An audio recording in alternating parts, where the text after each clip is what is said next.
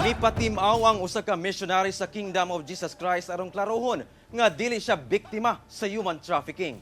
Usa siya sa duha ka rescue sa DSW-11 niadtong Domingo sa sulod sa KOJC compound.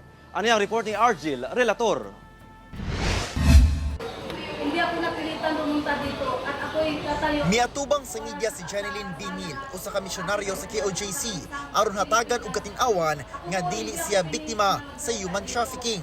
Adlawng Domingo dihang gireport sa kapulisan nga gi-rescue sa mga personahe sa DSWD-11 ang usa ka 52 anyos ug usa ka 21 anyos nga miyembro sa KOJC.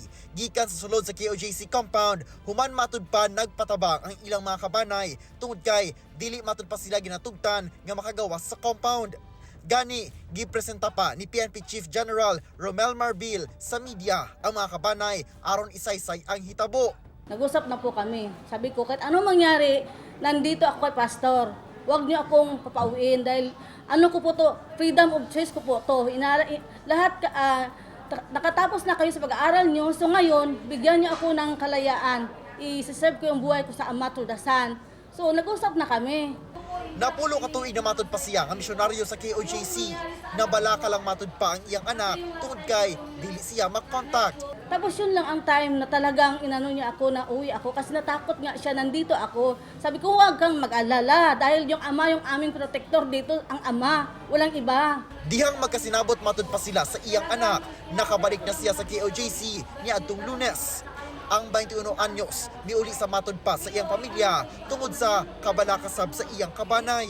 So many legal actions that are in our table right now, but really as to this incident, this is just but one of the many subplots, and we are contemplating.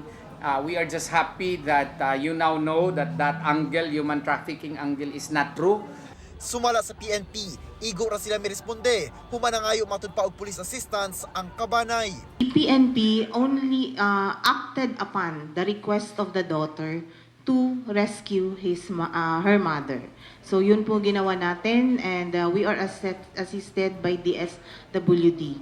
So nakalabas yung mother, nakausap yung mag-ina as to kung gustong bumalik ng mother sa loob or hindi na po namin yung pwedeng o hindi na po namin yung control. Kauban si Mature Awing sa kamera. Ako si Argil, relator para sa One Mindanao.